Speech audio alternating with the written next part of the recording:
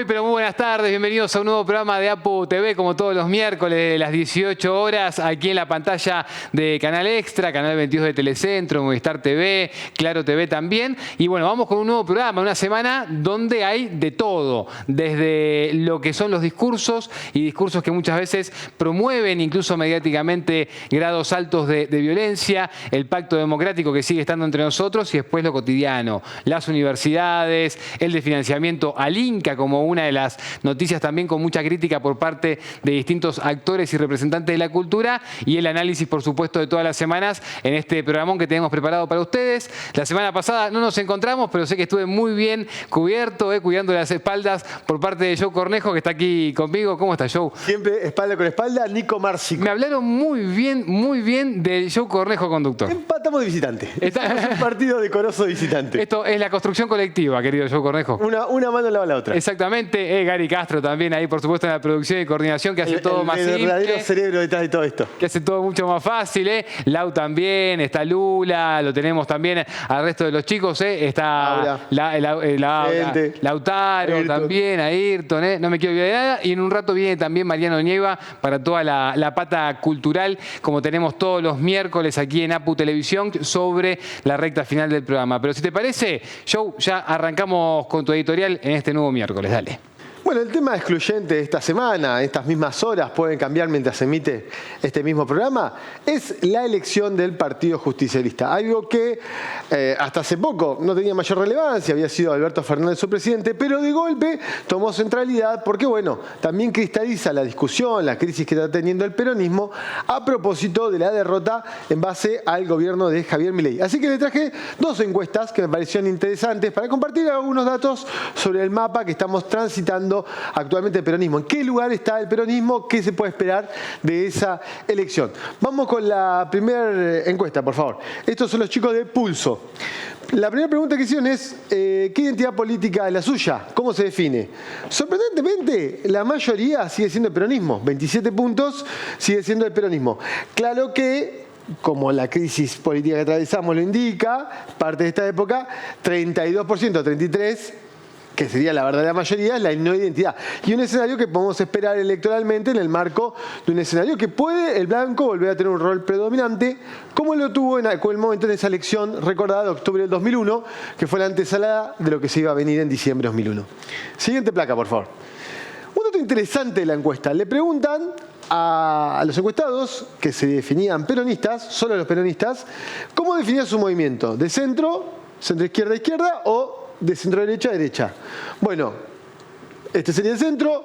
47 puntos lo definen como movimiento centro-izquierda o izquierda y otro 30 de centro. Es decir, la abrumadora mayoría de los peronistas cree que es un movimiento que va del centro a la izquierda. Casi 70 puntos. Por supuesto, va cambiando con el rango de edad. Por ejemplo, a medida que los jóvenes tienen una columna más grande, piensan que el peronismo es una fuerza de derecha o centro-derecha, proporcionalmente. En cambio, a medida que va creciendo, el grupo de 50 o más años cree que es un movimiento centro-izquierda. Siguiente placa. Esta es la encuesta que hizo Pulso. Les recuerdo porque después tenemos la de Prosumia que les quiero mostrar también. Jóvenes, lo que va a pasar en el futuro, 16 a 29 años, le preguntan, ¿quién es usted el principal líder de la oposición? A los chicos. Guillermo Moreno, ¿no? Cristina, por supuesto, por lejos gana, pero Guillermo Moreno tiene un número muy elevado. Este es el resultado de la política que ha tenido de comunicación, de red, de stream, Guillermo Moreno, entre ellos en este mismo canal, entre ellos también con mi colega Nico Márcico. Ahora, cuando le preguntan, sigamos en la placa anterior, cuando le preguntan a los chicos, ¿quién va a renovar el peronismo? ¿Quién va a ser la principal figura? Sale en misma importancia, pasa a ser Axel Kicillof, el primero, pero el mismo número no sabe. Y otro 4,6 dice nadie. Ahora sí, la siguiente placa. Este es el corazón de la encuesta de Pulso, que es lo que yo les quería contar. Cuando preguntan, ¿quién es el líder o la líder hoy del peronismo? Por goleada, Cristina Fernández de Kirchner, 53 puntos. Segundo, Axel Kicillof. Ahora, cuando le preguntan, le hacen la siguiente pregunta, que es la siguiente placa, que le preguntan, ¿quién va a ser el principal dirigente, el del futuro, el sucesor? 46% Axel Kicillof. Se invierten. O sea, Cristina es el presente o el pasado, y Axel Kicillof es el futuro. Igual, habiendo un porcentaje muy grande de gente que no sabe y no contesta. Esto fue la encuesta que hicieron la encuestadora de Pulso. Ahora les traje otra más, una que se llama Prosumidores. Este arranca con un mapa del peronismo en Argentina, los afiliados. 3 millones de argentinos están afiliados al PJ. Yo sospecho que si la elección se va volviendo más o menos picante, eso va a ser verificado. Ya hay un pedido de investigación sobre los avales de Quintela. Es una cuestión que está muy en debate. Por supuesto, la mayor concentración está en la provincia de Buenos Aires, 1.100.000, o sea, más del tercio. Corresponde a la proporción que tiene la provincia de Buenos Aires sobre el conjunto nacional y sobre todo en el conurbano, que es donde se debería definir esta elección. Además, porque ya hay un gran debate en torno a cómo va a desplegarse una elección de 3 millones de votos, donde el gobierno nacional no quiere poner plata, no va a abrir escuelas, no va a ayudar de ninguna manera posible. Entonces, la verdad que va a haber problemas logísticos muy serios, por ejemplo, en la Patagonia. Recordemos que Argentina es el 8º país más grande del mundo, sin contar la Antártida. Esto va a traer problemas de presupuesto, problemas logísticos, problemas fiscales. Es un desafío pensar cómo se va a hacer esta elección. Y un ítem que ha aparecido en los últimos días también muy serio, que es que en el marco de los litigios por el PJ, como pasó en el caso de provincia en su momento, cuando el intendente Esteban Echeverría, Grey, litigó contra las últimas autoridades del PJ, que hoy preside en provincia Máximo Kirchner, lo que podría pasar es que en la elección, aun cuando Quintela se bajara, la justicia le exigiera al PJ la elección y a su ganadora, que si se bajara Quintela sería Cristina Fernández de Kirchner, un piso de votación. Un piso de votación que podría rondar sensatamente en torno al 20-30%. Si vos tenés 3 millones de argentinos, la justicia te podría pedir entre 600.000 y 900.000 votos. Con la logística argentina, con este tamaño, con esta dimensión, no es moco pavo. Ahora sí, la siguiente cosa. Le preguntan, ¿quién votaría? Bueno, 70%, algo que parece bastante esperable. Dice, 70% votaría a Cristina Fernández de Kirchner, solo un 10% a Quintela. Acá una llamadita al pie. Esto es lo lógico y es lo que todo el mundo prevé. Dicho esto, en el año 88, la famosa interna Cafiero-Menem, todo el mundo también preveía que Cafiero le iba a pasar por arriba a Menem. No fue así y así terminará después de candidato a presidente Carlos Menem, a la postre el presidente de los años 90 de Argentina 2 veces. Pero las encuestas dicen que ganaría a Cristina 70-10. Vamos con la siguiente. Ahora, más allá que los afiliados peronistas votarían a Cristina, 9 de cada 10 afiliados, o sea, todos, según los encuestadores, dicen que el peronismo es responsable o corresponsable de la victoria de Milei. Milei llega al poder por problema del peronismo. Entonces acá quería mostrarles ya la última, con esto termino, la última pregunta que hace la encuesta, que es 6 de cada 10 afiliados quiere construir un nuevo peronismo o quiere nuevas canciones. Por eso me parecía que las dos encuestas al final se encontraban. El peronismo tiene que encontrar su camino de futuro.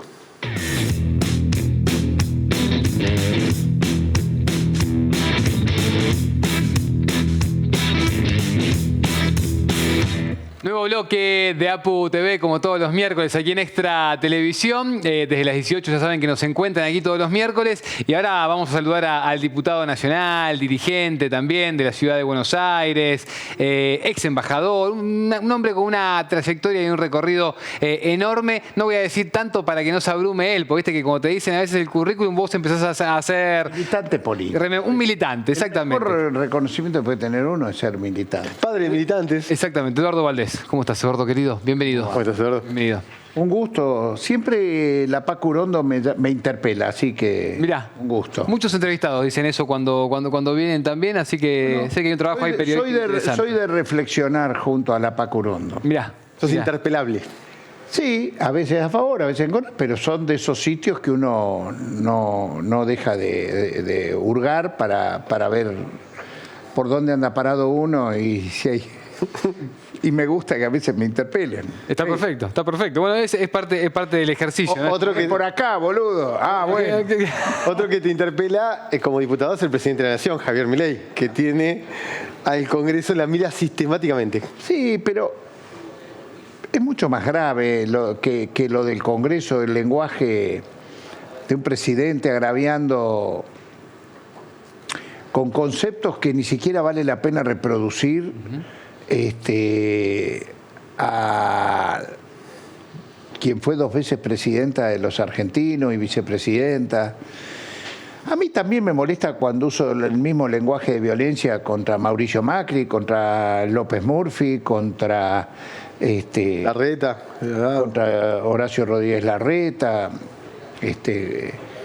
contra los periodistas. contra Emilio Monzó, contra Mazó, digo, poniendo gente que no piensa como yo, ¿viste? Sí, los periodistas mismos del grupo Clarín de Nación. A Marcelo Bonelli, la verdad, mira, si algo que tiene este pueblo, después de haber vivido lo que vivió, desde que recuperó la democracia, tiene una vocación de convivencia y de paz a todas luces. Y no hay ningún motivo para romper las reglas de esa convivencia que, a pesar de lo picante que podía ser la política, nunca se rompieron los pactos. Digamos que empieza a sentirse quizás en algún momento en esos días, desde el 9 de julio, digo, del año, cuando atentan contra Cristina, que yo lo sentí un 9 de julio porque volvía de Tucumán, que se había hecho el Día de la Independencia, y me sorprendió el clima de felicidad y de gozo que tenían el pueblo tucumano. Eran como 50.000 personas que se habían congregado ahí para festejar el 9 de julio, y había una pantalla de Canal 7 que estaba partida en 6 provincias, por lo menos, que simultáneamente estaban, y veías Jujuy, que estaba gobernada por el radicalismo, veías Neuquén, que estaba gobernada por el Movimiento Popular Neuquino. Me acuerdo de esas provincias, y veías, todas estaban festejando el Día de la Patria, pero un nivel de festejo con actos populares, de esto que le molesta hoy a Milei, con artistas conocidos en todo el país. Y vengo a la ciudad de Buenos Aires, 5 de la tarde, y el clima era increíble, porque en esa Plaza de Mayo estaba dividida en 3. Estaba dividida, de un lado estaba, digamos, la gente que estaba parecida más a mi pensamiento. Había hablado Alejandra Darín recién ahí, más del lado hacia Hipólito Yrigoyen. Del lado de la catedral estaba la izquierda, ¿no? Celebrando ese día, y frente a las rejas de la Casa Rosada era increíble cómo ponían orcas y ponían Sí, guillotinas, sí, un ciclo. Exactamente. Mucha oscuridad. Y las cámaras de la televisión estaban solamente enfrascadas ahí. Había mucho más gente en los otros 2 lugares de la Plaza de Mayo, y parecía que el 9 de julio era eso. Claro. Y de ahí en adelante empezó a sentir un clima en esta ciudad de violencia, que termina siendo lo que sucedió frente a la casa de Cristina Kirchner. Se empezó a agitar algo ahí, ¿no? Se empezó a agitar. O sea, Pero ¿sentiste que se venía algo? fue creciendo, y no era el clima. A ver, yo veía que el clima del país era inversamente proporcional a ese microclima, que lo describí todo lo otro porque me sorprendió ahí, y dijo, esto no es normal. Y fue creciendo, ¿no? O sea, después uno iba por las calles y había agresiones. Me acuerdo a mí también me agarraron a la salida de C5N, me fueron a Juan Grabois, ¿se acuerdan? Fue una cosa a Luis Delías saliendo de la Casa Rosada, cuando jura Sergio Massa, que se arma todo esa convulsión. Bueno, no era un clima normal, era un clima que estaba inflado y que iba creciendo. Bueno, tuvo que suceder lo que sucedió para que de vuelta entonces... El atentado, sí, el atentado, los copitos, los amigos de los copitos, ya no me acuerdo ni cómo se llaman todas esas orgas, desaparecieron, y volvimos a un clima de vuelta. Pudimos hacer una campaña electoral sin violencia. Entonces, ¿cuánto sirve el lenguaje de arriba? Porque en eso quiero valorar que el presidente de ese momento, Alberto Fernández, no se prendió ese clima, ese lenguaje de violencia, y pudimos transitar las elecciones en un clima de convivencia, a pesar de las profundas diferencias que había. Y hoy, retomar ese lenguaje yo creo que la violencia verbal trae aparejada la violencia física después. Sí, Entonces, sí. eso es lo que no me gusta ¿Y le pasa a los libertarios también ahora? Porque hubo problemas Pero en los actos que ellos lógico, hicieron, lógico. en Santa Cruz, en La Repudio Plata. eso que le sucedió cerca del Congreso la semana pasada fue, ¿no? Sí, y hubo uno El de... libertario, ¿cómo se llama? Fijat. ¿Eh? Fijat se llama. Fijat. Y le pasó al acto de Karina Milei en La Plata y antes había habido en Santiago del Estero. Ese otro clima conflicto. no es el clima de convivencia, de diálogo y de inteligencia. Pues yo creo que el que insulte, que sale insultando, está negando a la inteligencia. Y entonces, estos 40 años que tendríamos que estar valorando, porque sabemos lo que fue la dictadura, que logramos vencer a lo que se denominaba el partido militar, que hoy nadie piensa que ninguno de las Fuerzas Armadas, las Fuerzas de Seguridad puedan estar en alguna cuestión golpista. Aparece este lenguaje, pero en boca del propio presidente. Y los gestos, porque ese Sí, no sí. son me parece, ¿viste? Y entonces yo lo llamo a la reflexión al presidente y a los que tienen diálogo con él. ¿Lo hacen porque le acumula políticamente, Eduardo? ¿Qué pensás? ¿De la imagen? Yo no quiero creer que esto le acumula políticamente, no sé.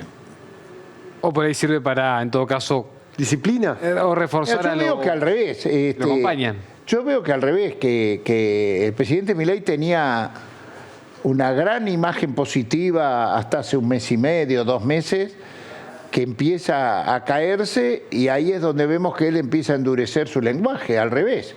No creo que a ver, cuando él hace ese acto en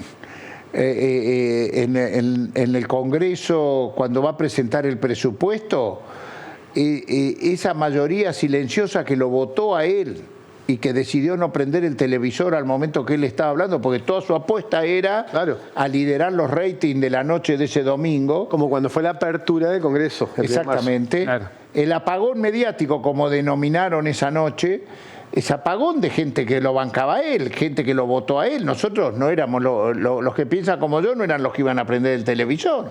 Yo fui igual ese día, aunque pensaban que no querían que fuéramos nosotros los de Frente Unión por la Patria. Yo estuve ese día. Sí, y Mazotti, un sector de macrismo, se fue, digamos, y ha dicho que no Bueno, iban a y ir. después sucede de vuelta que hacen un acto de celebración del primer aniversario, de no sé qué cosa, en Parque Lezama, y también le fueron solo 3.000 personas frente a las 50.000 que habían ido un año antes. O sea, es a él al que lo están dejando de apoyar, por esta forma, por este gobierno. Entonces, me parece que agregar este lenguaje así de odio, Pues, que se ocupe el presidente de su vicepresidenta, que también nos preocupa a todos. ¿en qué sentido, Eduardo? Bueno, de las diferencias profundas que va teniendo con su vicepresidenta. De ese sentido me hablo. ¿Ves una crisis institucional en potencia? No, yo no quiero ver, porque si no van a decir que yo la avisoro. Yo simplemente quiero evitar eso.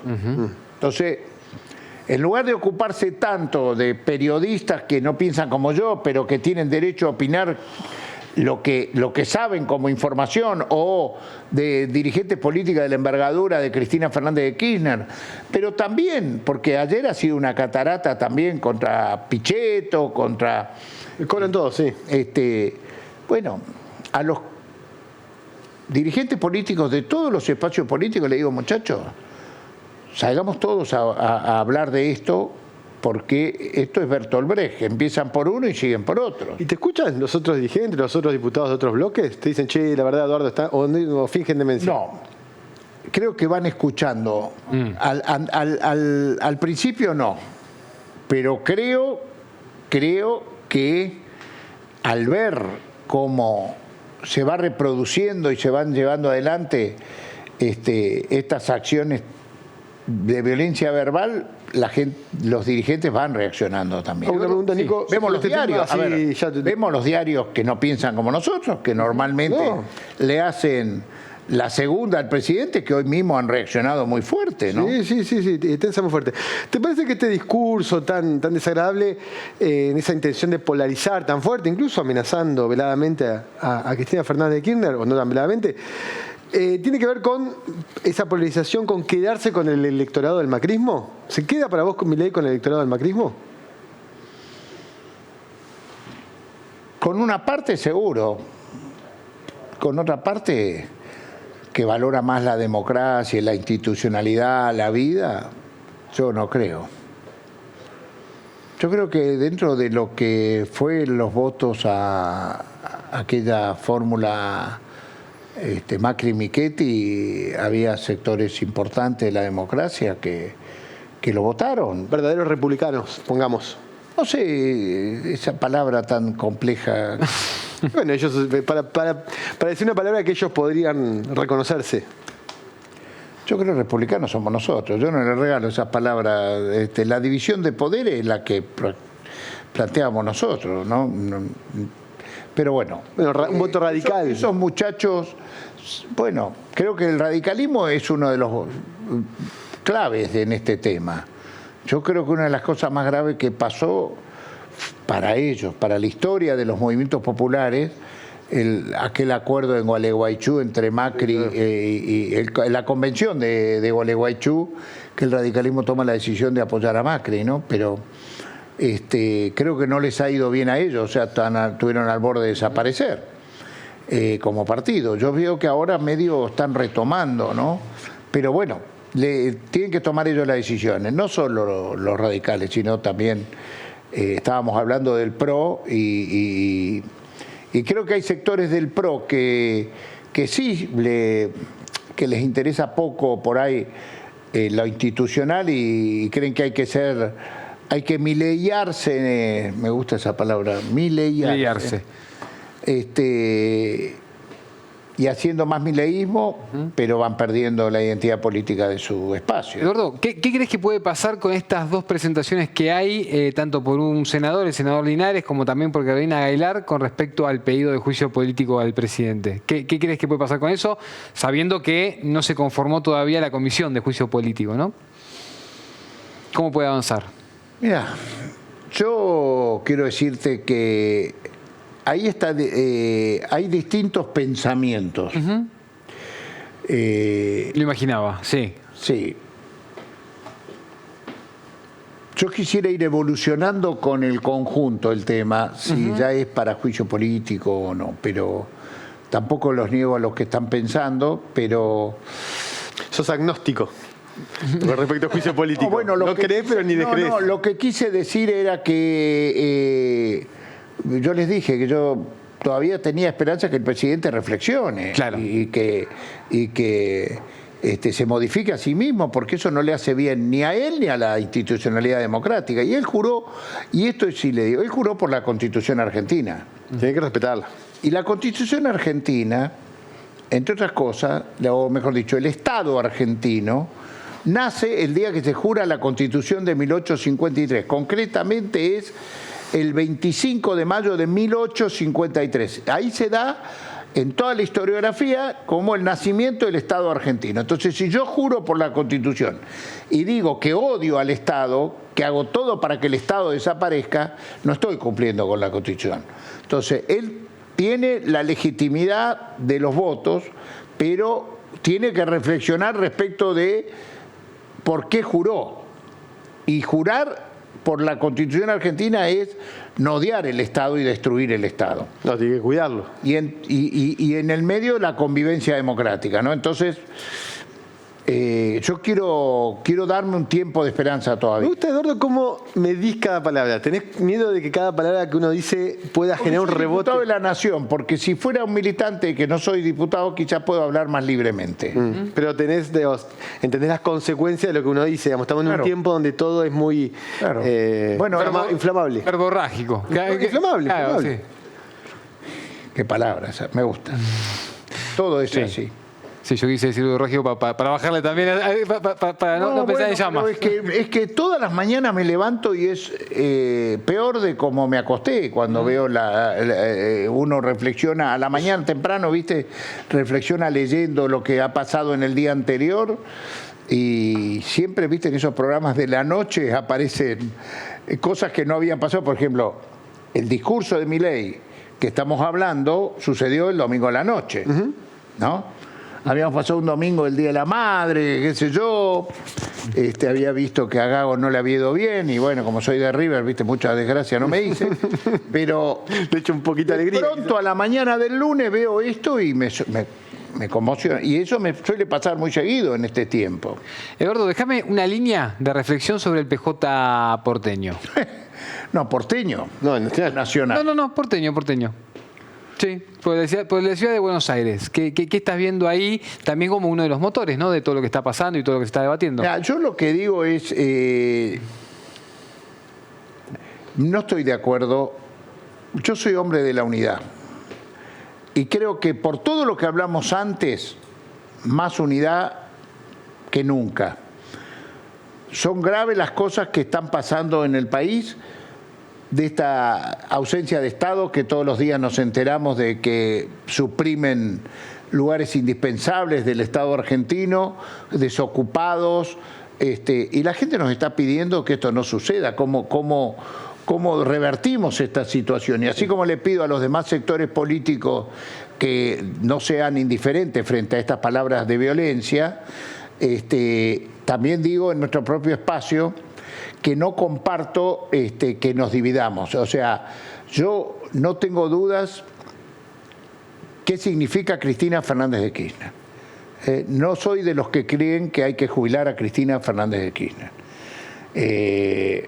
Creo que los liderazgos se suceden con otros liderazgos.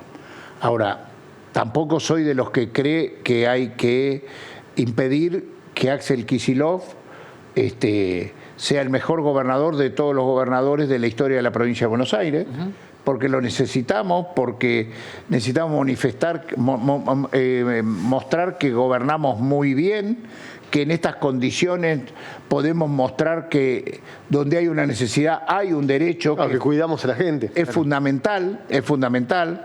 Y entonces, estos conflictos así que están sucediendo en las últimas horas, yo no los apoyo. Y te no quiero medir las palabras como decís vos, sino simplemente creo que decir unidad hoy es decir la palabra más revolucionaria que existe en términos peronistas. Todos unidos triunfaremos. Bueno, pero por ahí podemos terminar, pero con letras mayúsculas, esa oración del verso de la marcha peronista. Pero digo, pero te escuchan, hoy la unidad es lo más peronista que podemos hacer los peronistas. Titulamos así la nota. ¿Nos quedamos con eso? Dale. Nos quedamos con eso. Te hago una propuesta. Coordinamos y algún programa hacemos con una mesa de notables y dentro de la cual nos incluyo en ese espacio tan lindo que habituás y vamos con las cámaras y lo hacemos ahí. Ah, qué lindo. Gracias, Edu, por venir. ¿Con café de por medio o sin Pero matar yo estoy con ganas de resucitar esos diálogos que teníamos con Café Las Palabras. El Bielsa, Artemio López, Jorge Cosia, Jorge Schusen, Prócer, que era Café Las Palabras. Claro, yo lo veía. Y te acompañamos con eso. Tengo muchas ganas de volver a hacerlo. Es que el tema es el tiempo, porque me come bastante tiempo. Pero es una buena época, para decir cosas. Acá tenemos... La gente quiere discutir. Acá se me cantan cucaracha que contás con nosotros para hacerlo, Eduardo. Es que no lo haría con otros, si no es con Gary, que es el... Bueno, felicito al productor de ustedes. Él me ha producido algunas veces y lo guardo en mi corazón, porque se ha portado siempre como corresponde. Gary, sigamos esta charla, tenemos cosas para hacer ahí con el Café de las Palabras. Dale, gracias Eduardo, gracias. Gracias por venir. Un gustazo, chicos. Quédense, que tenemos mucho más todavía de APU TV. Seguimos acá en la pantalla de Extra Televisión como todos los miércoles. Dale.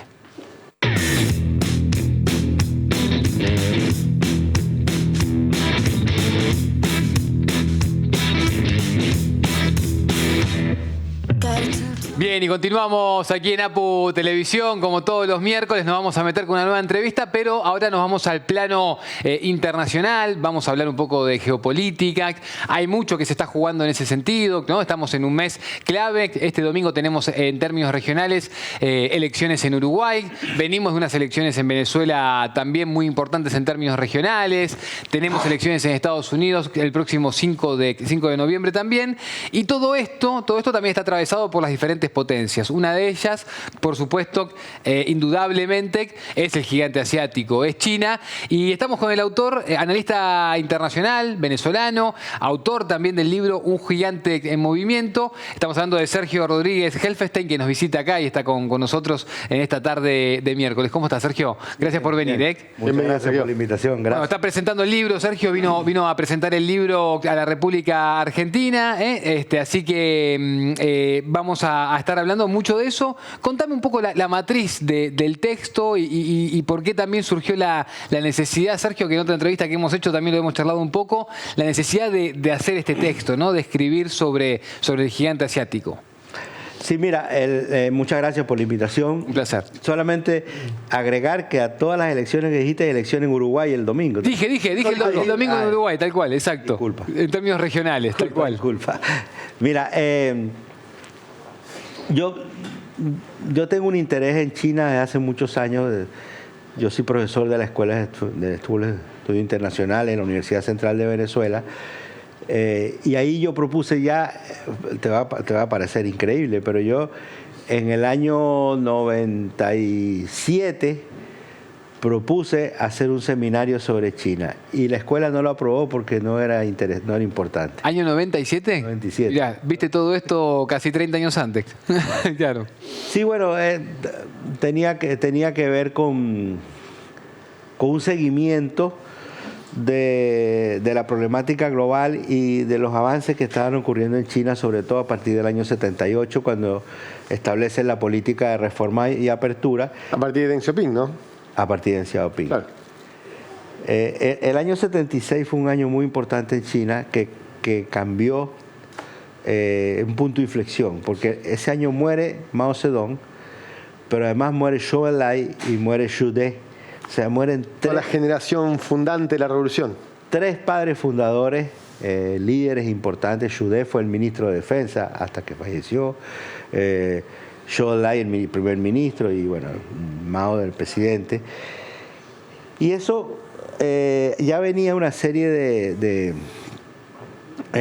situaciones conflictivas que se habían manifestado con mucha fuerza, sobre todo en 2 hechos negativos para China, que fueron el gran salto adelante y la revolución cultural. Vos sos crítico de esos movimientos. Sí, absolutamente. Y ellos también hoy. En la historiografía china tú descubres hoy como hechos que significaron retrocesos importantes. Entonces todo eso fue generando condiciones para una revisión, y cuando se produce la muerte de Mao, esa revisión se produce a partir del año 77, grandes debates, grandes discusiones, incluso al interior del Partido Comunista gobernante. Y eso deriva en el año 78 en el tercer pleno del 11º Comité Central, en una discusión que llevó a decir, bueno, ¿cómo estamos? Estamos bien, pero vamos lento. ¿Y por qué vamos lento? Porque tenemos que construir una base económica, material y técnica para el socialismo, y no tenemos los recursos. ¿Y quién los tiene? Los tienen los capitalistas. Traigamos a los capitalistas. Claro. Y eso significó reformas hasta de carácter constitucional. Y una apertura con respecto a Estados Unidos, los diálogos con Nixon, todo ese circuito. A todo el mundo. No, lo de Nixon ya había ocurrido antes, 71. Pero profundiza todo ese proceso. Todo ese proceso, claro, ya se establecen relaciones entre los 2 países. Y un distanciamiento con los soviéticos. Era previo. El distanciamiento con los soviéticos en realidad se produjo a partir del año 53, cuando murió Stalin. Claro. Y subió Nikita Khrushchev, y ahí hubo un intento soviético para tratar de imponer su modelo, y China lo resistió. China lo resistió a partir del criterio de que, si bien es cierto, ellos habían adoptado el marxismo como ideología, era un marxismo fusionado con la tradición filosófica china, que tenía profundas diferencias con el pensamiento. Piensa tú que el marxismo es una filosofía occidental y es la primera filosofía occidental que logra penetrar en China. Claro, claro. Entonces, pero dicen no la vamos a copiar, la vamos a construir, reconstruir a partir de la fusión con nuestro pensamiento tradicional, que, por ejemplo, el marxismo puro dice que la fuerza de vanguardia de la transformación de la sociedad es la clase obrera. Y Mao decía, ¿qué clase obrera? Si este es un país atrasado, rural, aquí tiene que ser con los campesinos, y muchas otras cosas. Y entonces a partir de ahí yo me empiezo en esa época yo estaba estudiando y me empieza a interesar el tema. Debo decir que mi padre influyó mucho en eso. Mi padre era un estudioso de los temas chinos. Y cuando empecé a hacer, cuando estuve en la universidad ya haciendo la carrera, yo hice la carrera muy tarde. Yo me dediqué a estudiar después de viejo, a estudiar formalmente, digamos. Y entonces ahí casi todas mis líneas de investigación se vincularon a China. Y cuando me gradúo, que empiezo a dar clase inmediatamente, propongo este seminario.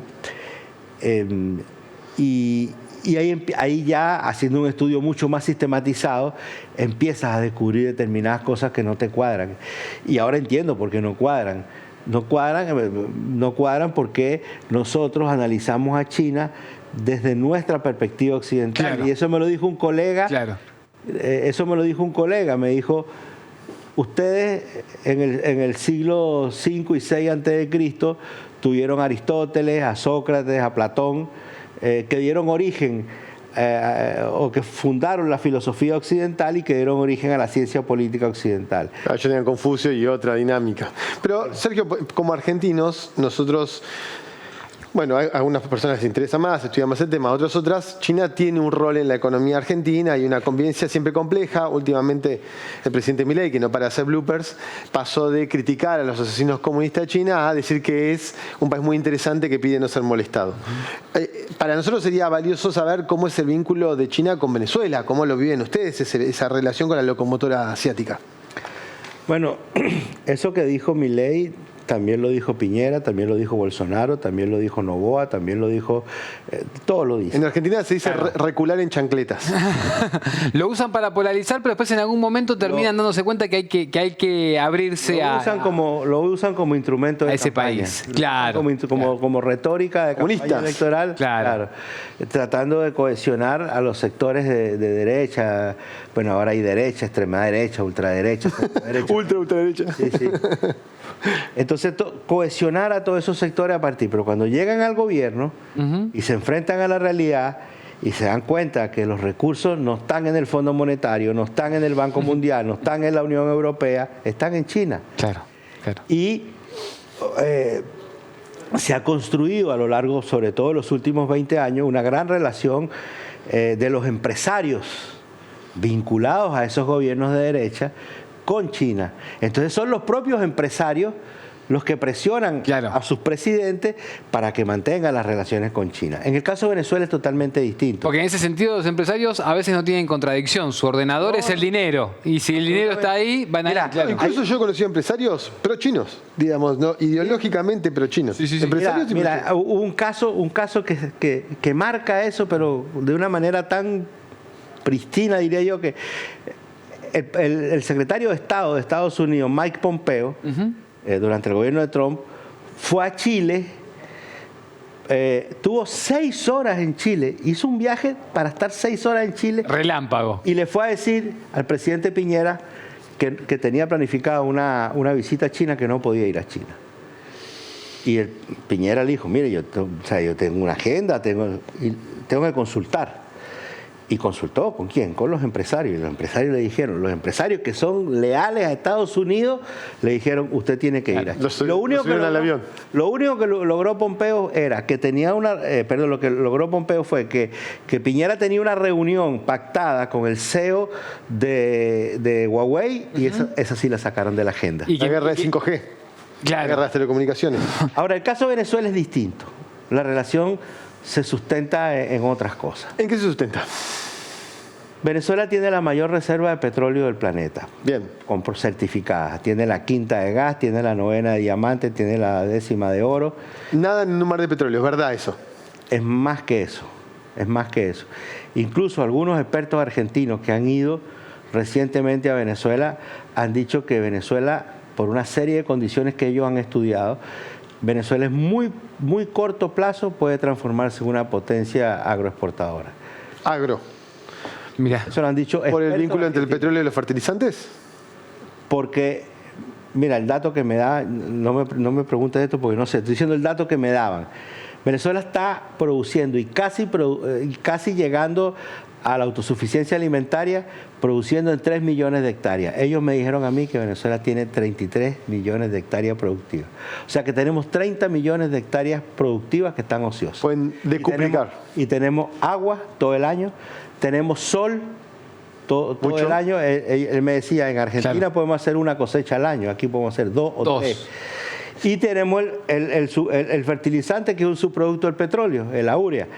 Entonces, y ellos mismos me decían, hay un recurso humano muy bueno, muy bien formado. Entonces, no es solamente el petróleo, es el petróleo, pero otros recursos. Mira, nosotros tenemos la 2ª mayor reserva de coltán del mundo. Para los celulares. Estratégico. Tenemos una, O sea, están como China, necesitan ahora los capitales que desarrollen. Que desarrollen todo esto, claro. Y aparte me imagino... ¿Va a hacerlo China? Bueno, algo de eso. Algo de pero eso además hay una identidad política ideológica mayor. Cuando vamos a los organismos multilaterales tenemos identidad. Claro. Nosotros no recibimos instrucciones de Estados Unidos para saber cómo nos comportamos en el escenario internacional como otros países. Entonces eso nos acerca mucho en función de intercambiar sobre otros elementos que no tienen relación directa, digamos, con lo estrictamente financiero y comercial. Y me imagino, Sergio, también un sector importante de la población también vinculada, por ejemplo, con lo que hablabas del agro, también vinculada con lo rural. Digo, debe haber también un sector importante de la población que en ese sentido... Esta es la cultura llanera, pero más del gaucho, ¿no? Debe El gaucho tener mucho ustedes, el vínculo, llanero. ¿no? Claro. Sí, o sea, se están ampliando, pero por ejemplo, en ese sentido nosotros tratamos de buscar relaciones con todo el que nos ofrezca algo. Por ejemplo, en materia de producción arrocera, en que ya somos autosuficientes en arroz, Claro. Eso nos lo enseñaron los vietnamitas. Mirá. Y han permitido que nosotros tripliquemos y hasta a veces cuadrupliquemos la producción de arroz por hectárea. Entonces ahí los chinos no han estado los vietnamitas. Pero efectivamente las enseñanzas de China en cuanto a su modelo, en Venezuela incluso a veces se han tratado de aprender y sale más de algún ignorante tratando de copiar cuando las condicionantes son totalmente distintas, es imposible hacerlo, pero bueno, en todas partes hay de todo, ¿no? Y en Venezuela no es una excepción. Sergio, te voy a tomar como referencia para hablar todos estos temas, así que vamos a seguir conversando. Te voy a seguir llamando. De China tenemos un montón para seguir De charlando. China tengo un montón, de Venezuela Mirá, también. Si Milei te hubiera llamado, se hubiera evitado un año perdió de desencontrarse con China. Exactamente. Perdió un año de transacción Se con ahorraba un montón de tiempo. Está Sergio, analista internacional en la Argentina, presentando su nuevo libro. ¿Cómo se llama, Nico? Un gigante en movimiento de la gigante. editorial Acercándonos, dije bien. Gran editorial con grandes publicaciones. Recomiendo que entren en la página, en las redes sociales, sigan todo lo que hacen. Así que bueno, ahí laburazo también de Fernando, aquí le mandamos un abrazo grande. Y bueno, ahí gran trabajo también con esta publicación que se está presentando ahora en Argentina. Gracias por venir, Sergio. Gracias a ustedes por Gracias, Sergio, por venir. Gracias. Y esta nota después también la vamos a tener ahí para subirla y moverla en las redes sociales, sobre todo porque también estos temas son necesarios para seguir pensando. Pensar en lo que pasa en el globo y en la geopolítica y en esta lógica también comercial, etcétera, etcétera, también nos sirve para pensar lo que pasa en Argentina. Quédate que ya volvemos y tenemos algunas sorpresas más acá en APU Televisión. Dale.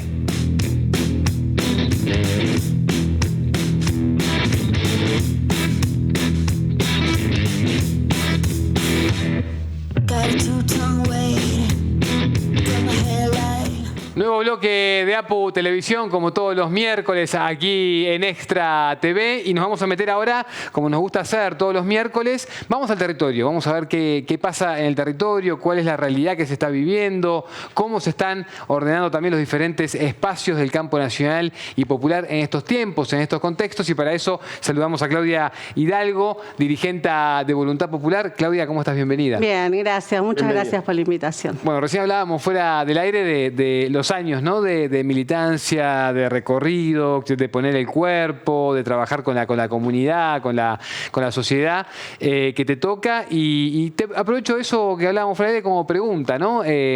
¿Cómo la estás viendo hoy? A la misma gente que por ahí tenés la referencia por conocerla hace 20 años, ¿cómo la ves hoy con esta realidad actual? Vos dices a todos los compañeros. Te hablo tanto y también el barrio, ¿no? ¿Cómo estás viendo el barrio? La militancia y también social. los vecinos, claro. Sí, a ver, vamos por partes. Lo que se está viviendo hoy en el territorio está sumamente alejado de nuestro micromundo, de nuestro microclima, digamos, ¿no?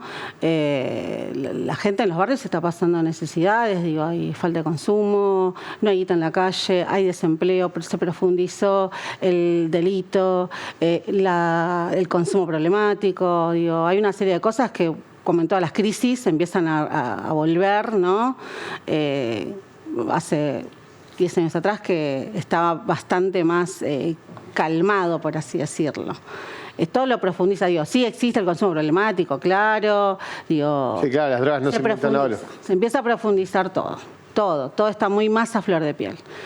En los barrios la realidad es esa, digo, las prioridades de la gente hoy es literalmente comer, ver qué come, cómo llega al día, ni siquiera te digo a fin de mes ya, ¿no? Ya la gente dejó de comprar en el supermercado la compra mensual. La compra mensual ya no existe, a día. claro, tal cual. Claudia, le decían el presidente, en una de las últimas encuestas que habían hecho, de la gente decía que llegaba esto, lo mismo que vos decís. La gente respondía, es bastante común que el sueldo alcance hasta mediados de mes, al 15%. Al 20 como muchísimo. Entonces, Milei se reía de esas encuestas y decía, bueno, pero la gente no se muere, o si no estarían todos muertos. Entonces, ¿cómo sobrevive? ¿Qué ves vos de las necesidades? Esto es decir, la gente pasa necesidades. ¿Cómo hace la gente para llegar a fin de mes? Mirá, hay bastante... Vamos a hablar... en relación a los programas que hoy tiene la Ciudad de Buenos Aires... Sí. No los programas sociales. Los programas sociales no existen. No hay ayuda. Casi nulos. No llega. No cambiaron, siguen siendo lo mismo, es el habitacional, la tarjeta de compras. Y no se incrementaron, no hay nuevos, ¿entendés? O sea, quedaron donde los dejó Larreta, los programas sociales ahí quedaron. Más o menos es eso. Bien. Lo que tenés en la provincia de Buenos Aires, no me animo a hablar del interior del país porque hablaría de lo que no conozco, pero tenés todo el contrapelo, ¿no? Digo, ahí tenés un Estado presente, tenés políticas de Estado que hace que esto, ¿no? En lo simple, en lo sencillo, el mercado, los productores, el mercado de productores a precio económico, a precio que les llega al bolsillo, la gente también por ahí se organiza, como en el mercado central, tiene también una política para ir a hacer las compras al mercado central de distintos puntos de la provincia de Buenos Aires.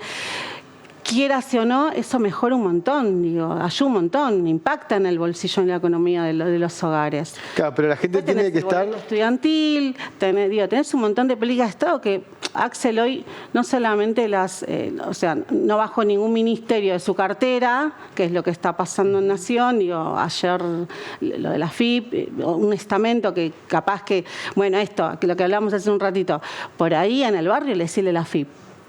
Claro, no... Sobre eso también puede pegar porque... ¿Entendés? El INADI. Nada, TELAM. Y así te puedo enumerar.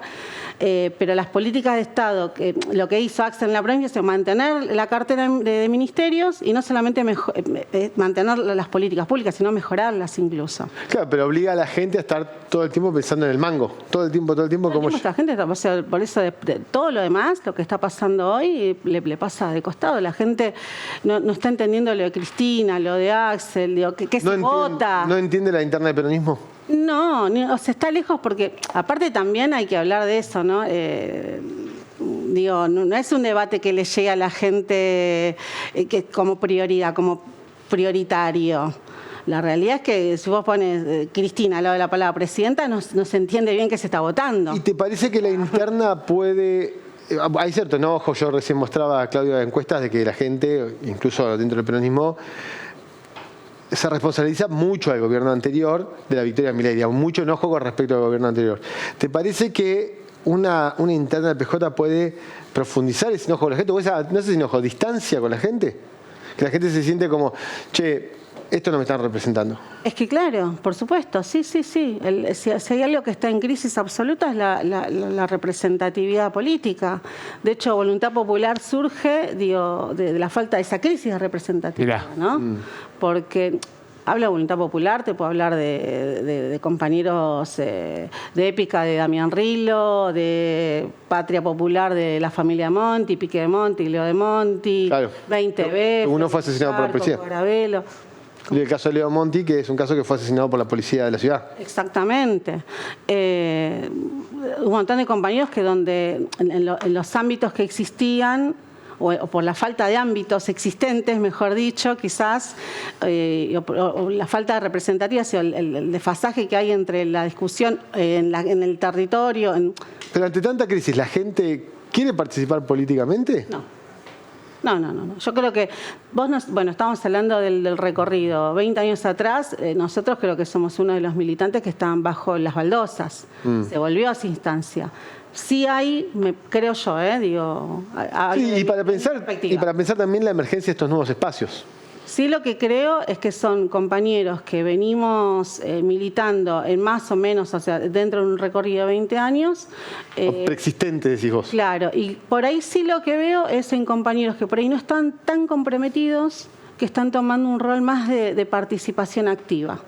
O sea, que la están viendo, viendo, bueno, al final, esto que siempre hablábamos durante tantos años de Milei, de la derecha, del avance de la derecha, finalmente hay que tomar cartas en el asunto. Entonces, veo eso sí lo puedo ver, lo puedo notar, que los compañeros no estaban tan comprometidos, hoy están tomando otro rol. Sí se suman algunos pocos, es cierto, pero es como te digo, las prioridades me parece que están en otro lado y están lejos de la interna del PJ, lejos de... Con lo que te decía antes de poner la palabra al lado de Cristina, digo, a Cristina la gente la quiere, recuerda el gobierno de Cristina. Es cierto lo que decía el otro día Axel, ¿no? El jueves en el acto del Día de la Lealtad. Decía esto de cómo la quiere y que nadie va a tomar examen en ese querer popular. O sea, él lo que dijo fue sumamente representativo. Y con respecto a Voluntad Popular y estas organizaciones que sentimos o que fuimos convocados a través de La Patria es el Otro, fue justamente eso un poco, ¿no? La forma de cómo miramos la militancia. Ahí Cristina hace una síntesis maravillosa y que le da nombre hoy a este frente, que es La Patria es el Otro, y es una mirada sobre lo que tenemos. Sobre que tenemos que estar ahí en la calle con el otro. Claro. Claudia, para cerrar me gustaría quedarme con algunos conceptos sobre lo siguiente. Si me tuvieses que decir en los barrios, ¿no? Y como hablábamos al comienzo de la entrevista de las personas con las que hablas, las 3 preocupaciones principales. Digo, imagino que están dentro de todo lo que fuimos charlando, pero si tuviésemos que poner así como título, ¿cuáles serían? Mira, la gente está rota. La centralidad está en comer. Y en los barrios, los barrios pobres periféricos... somos sobrevivientes, hermano. O sea, sabemos sobrevivir. No consumimos dólar, ¿no? ¿Se entiende? Claro, sí. Sabemos dónde van a comer 4, van a comer 6 y así sucesivamente. Nos criaron así. Sabemos, vamos a salir. Digo, este gobierno atacó ferozmente la clase media. Entonces yo veo que la clase media está mal, está muy mal, y la preocupación es cómo paga el alquiler, si le renuevan, si no le renuevan. Hay una crisis ahí, aparte de comer, y que el nene que iba a la escuela privada el año que viene es probable que no, y que se van a achicar un ambiente más chico, y eso los está deteriorando psicológicamente. Entonces yo creo que es la comida, la vivienda y la falta de trabajo, que esto hace que no haya consumo. Es insoportable, estar todo el tiempo pensando en plata y ajustarte es insoportable. Todo el tiempo, es insoportable. Está mal, la gente está muy mal. Por eso digo que creo que la responsabilidad hoy como peronistas es acompañar el gobierno del único compañero que está en pie. que Saxe. Claudia, gracias por la visita. No. Sigamos charlando, ¿eh? Bueno, Lo que haga gracias. falta difundir, Gracias. acá estamos. Gracias. Claudia. Quédense que tenemos mucho más acá en APU TV. Dale.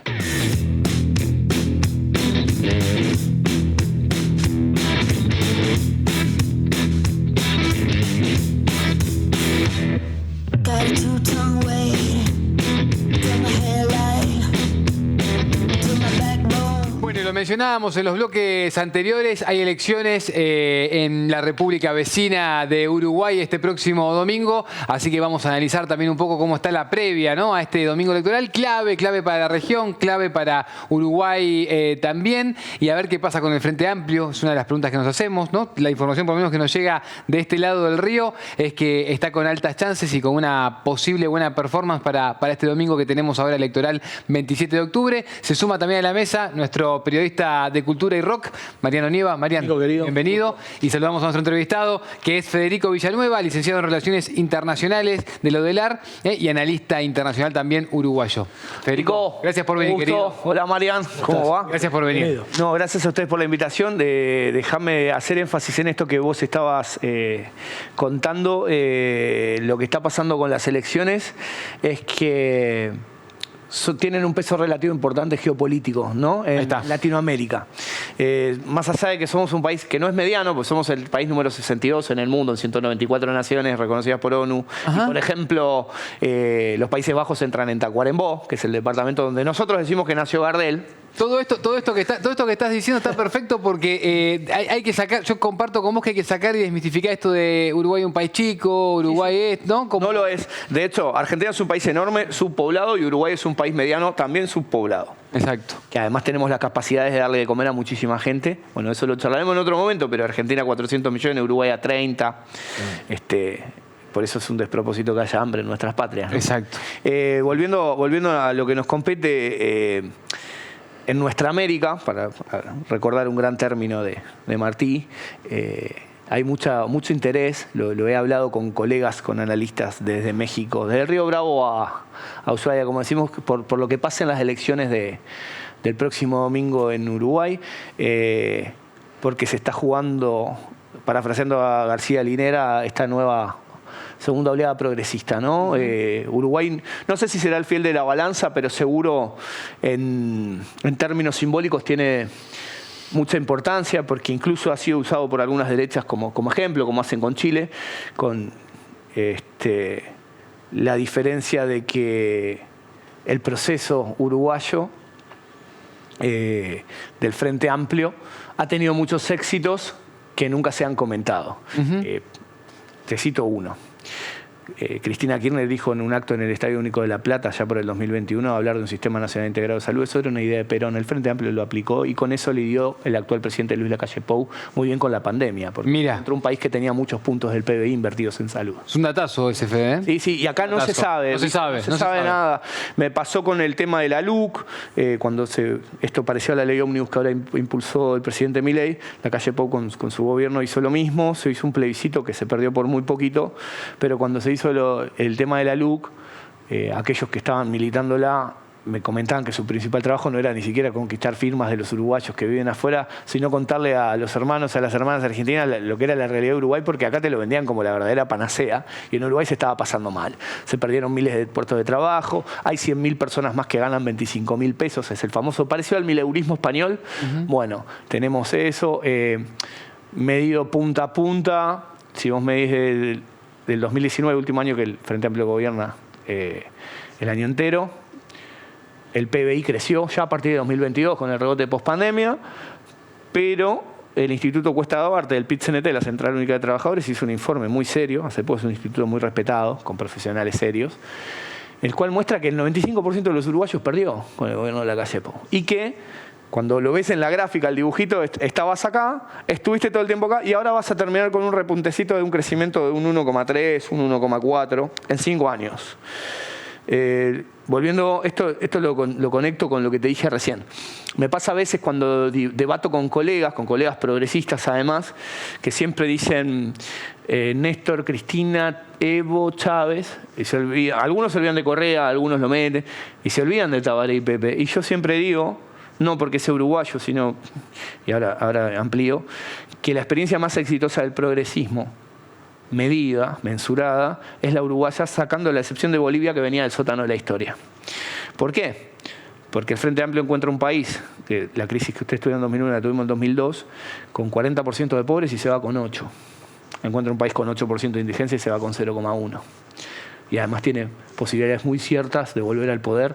El próximo domingo, Nico, que era un poquito lo que me preguntabas, Marian, el escenario más factible. ¿Cómo están las mediciones? Según las últimas mediciones, mañana va a largar jueves, va a largar la última medición Factum, que es una de las empresas más serias de allá, un politólogo muy respetado, pero la penúltima, que es de los primeros días de octubre, o sea, hace 10 días, da 44, 45 puntos al Frente Amplio, 24 a Álvaro Delgado, el Delfín de la calle Pou, que era su secretario de presidencia, para compararlo con una especie de jefe de gabinete, no tenemos esa figura aquí, y 16, 17 puntos a Andrés Ojeda, que es un abogado joven, tiene mi edad, 42 años, que incursionó en la política ahora, en la política grande al menos. Dicen algunos que ya era militante hace como una década, pero hay poco registro de eso.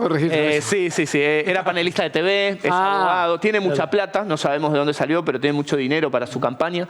Y para que vean cómo repetimos historias, el otro día hizo un streaming y puso felicitaciones porque teníamos un estadio de gente viéndonos y había Brahmaputra y nombres así. Parece que compró un montón de bots en la India porque las interacciones en YouTube después no llegaban a las 4.000. Esas cosas que pasan de todo lado del río. Cosas raras. Sí, ¿querés que te cuente otra que pasa? Y conecto uno que ahora va a ser expresidente, porque gane quien gane, no tenemos reelección, así que la calle Pou se va, con uno que ya lo es y que probablemente lo sea para siempre. Luis Lacalle Pou mandó a expiar a su exmujer. ¿Te suena conocido un expresidente del Río de la Plata expiando familiares? Mirá que los recursos del Estado para expiar familiares. Se ve que las ideas, se ve que el Río traerá esas ideas, no sé, ojalá no, me parece que trae ideas lindas. A mí me gusta más el pensamiento rioplatense de Artigas y de Dorrego, pero bueno, tenemos otros tipos de pensamiento. ¿Te puede traer ideas lindas o ideas medio raras, medio oscuras? Sí, medias extrañas. Fede, te pregunto, ¿sabes qué? Con esto que decías recién, hay un dato que a mí siempre me da mucha curiosidad, sobre todo porque estaba acostumbrado a la cobertura de la política argentina, que esto que mencionabas, de que claro, no hay reelección en Uruguay. No. ¿Y crees que eso aporta a cierta salud, si se quiere, política, democrática en las últimas décadas? Si te lo contesto como un profesional, te tengo que decir que sí.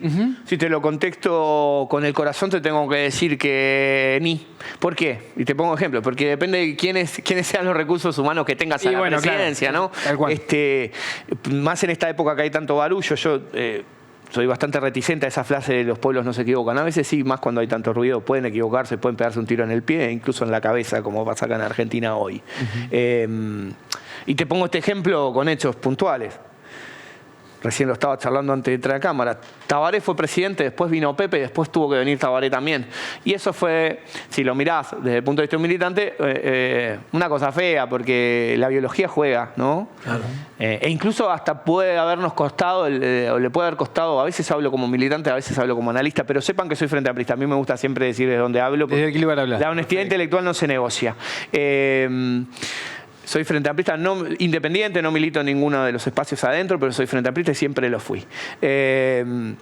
Nos perdimos por ahí a un Tabaré que ya había ganado en primera vuelta, fue la única vez que se ganó en primera vuelta desde que está el balotaje y este sistema, que es por la reforma constitucional de 1996, que además necesitas, a diferencia de la de aquí, sacar el 50% más uno de los votos válidos emitidos. Si fuera como acá, que primera minoría 40 puntos, sacándole 10 al segundo, en su peor votación el Frente Amplio en 20 años, en 2019 sacó 39. El que hoy es presidente sacó 28,7.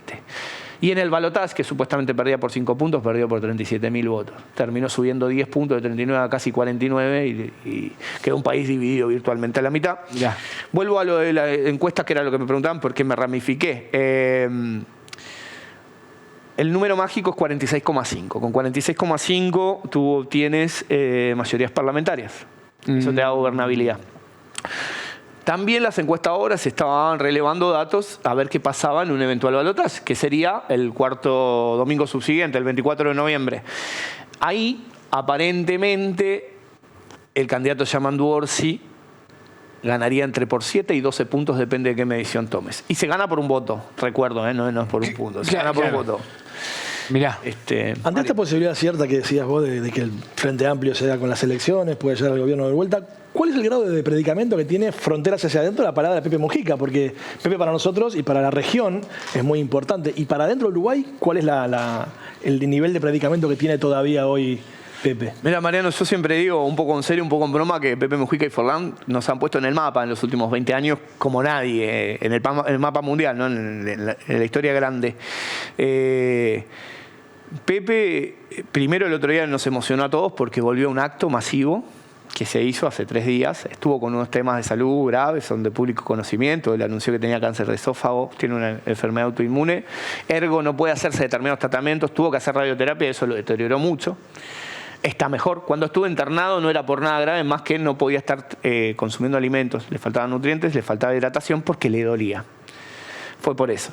Pero ahora está, lo vemos caminar y nos hace caminar hacia un país mejor. Perdóname que me ponga romántico y poeta, pero Pepe, hay un libro que yo recomiendo mucho, que lo tengo incluso autografiado por él, que se llama Semillas al Viento. Ha sabido esparcir semillas al viento. Es de 2 autores argentinos, lo recomiendo ampliamente. Y lo que dice Pepe es muy importante en el mundo, pero también, a pesar que dice que nadie es profeta en su tierra, para más de medio Uruguay, Pepe es una figura muy importante, tiene mucho peso lo que él diga. Fede, vamos a seguir charlando porque es muy interesante todo lo que contás. Sobre todo creo que va a haber mucho también para analizar después de lo que deje este domingo electoral en Uruguay. Nos importa mucho, nos sentimos hermanos latinoamericanos. Nos sentimos hermanos también del Río de la Plata y creo que todo eso hay que cada vez que podamos y sobre todo nuestra generación potenciarlo más para recuperar justamente algunos discursos que lamentablemente a veces se pierden. Marian, cerramos con la agenda cultural, recomendaciones también para los próximos días, para el fin de semana. ¿Y qué tenemos para ver? Dale, hay mucho. Esta noche, en Maquena, Bowie Remember, un espectáculo alucinante que hace Andrea Prodan, el hermano de Luca, allí en Palermo, con entrada de 6.000 pesos, con una consumición. Va a revivir otra vez toda la obra de David Bowie. La verdad que es un espectáculo increíble que hace varios años está haciendo Andrea y esta vez lo vuelve a traer a Buenos Aires, a Maquena, entonces, esta noche a las 22 horas. Mañana, 24 de octubre, ya vamos a hablar del Festival del Grito de la Tierra, que son los compañeros y compañeras de UTE, la Unión Trabajadores del Estado. Van a estar organizando un festival con muchos artistas invitados ahí en UTE Cultura. Esto es Bartolomé Mitre 1984. Seguimos con Pedro y Pablo, 2 míticos músicos, cantautores del rock nacional, 2 padres fundadores, Miguel Cantilo, Jorge Durietz. Se van a estar presentando en ND Teatro este viernes 24 con un espectáculo llamado Para que cantemos todos, con aquellas canciones tan metidas en el corazón del pueblo argentino. Atlanticus, en Rondemán Abasto. Una banda de rock progresivo en este tiempo, es muy loco pensarlo, pero existe y se despide, lamentablemente, después de 13 años de rodar los escenarios. Allí están Oscar Reina, guitarrista en su momento de Sky Bailinson, y Ricky Sáenz Paz, un músico histórico, un estiquista, bajista, 7 Delfines. Último concierto, último zarpe que va a tener desde Puerto, este Atlanticus maravilloso. Va a ser entonces el viernes 24 en Rondemán Abasto. Ya pasamos al sábado 26, ¿no es cierto? Pasamos al sábado 26. Antes, los amigos me darán mil hijos. Los amigos me darán mil hijos en Café Berlín. Un set criollo, acústico, también para acompañarnos en este viernes por la tarde-noche. Así que otra gran propuesta que trae Mariano Bussi y sus amigos, Fede Gazarusian entre muchos de ellos. Así que bueno, también otra nueva e interesante propuesta, Los Mil Hijos entonces en Café Berlín. Seguimos adelante y ahora se viene Finca más Juan Subirá y La Fisura. Uno de los miembros fundadores, tecladista, compositor de Bersuit Vergarabat, se presenta también allí en el Páramo Cultural con un grupo de canciones y artistas del under para desandar canciones no tan conocidas y por supuesto de su autoría propia. Ahora sí, vamos al sábado 26 y una legendaria banda que está cumpliendo 45 años en la escena del rock y del blues. Ellos son los Memphis La Blusera, que se van a estar presentando también en el Roxy Bar Grill, ahí en la esquina de Álvarez Thomas y Federico Lacroce, el ruso Berseman y sus muchachos. Siguen de pie después de 45 años, como decíamos, después de recibir también un premio en la legislatura porteña hace muy poquito, se presentan una vez más en Buenos Aires. Y para ir cerrando esta agenda de conciertos, se vienen las pelotas, ¿eh? El domingo cerrando en la trastienda también, repiten el martes 29, un nuevo concierto de Germán Dafuncho y la banda, para seguir mostrando canciones de todas las épocas y algunos adelantos de lo que se viene. Y para cerrar, Nico, si me permitís, quería hacer un pequeño homenaje. Sí. Chiquito. Yo acá tengo en mis manos de la A a la Z, un libro de Peter D'Antoni. Peter D'Antoni nos dejó el lunes, con 74 años, un amigo, un productor, manager. Él fue parte, por ejemplo, de esa mítica visita de Frank Sinatra a la Argentina, ¿no? Así que, compañero de averías de Papo, conoció a los Rolling Stones, trabajó con Box Day, con muchísima gente. Así que, nos abandonó, nos dejó el lunes pasado. Dejó este libro maravilloso con toda su historia, con sus anécdotas. Acá lo tengo, su puño y letra dedicado. Así que quería también homenajear desde aquí, mandar un saludo muy grande a su familia y despedir y darle una buena gira, la última gran gira de Peter D'Antoni, un grande del rock argentino. Por eso te dejó un montón de cosas, entre esas ese libro, Marian. Completísimo como siempre. Gracias. Gracias a vos. Gracias por este nuevo programa Juntos Compartido. Federico, gracias por la visita también. Nico, lo último. Marian, lamento no poder estar para el finde. Un abrazo a Peter.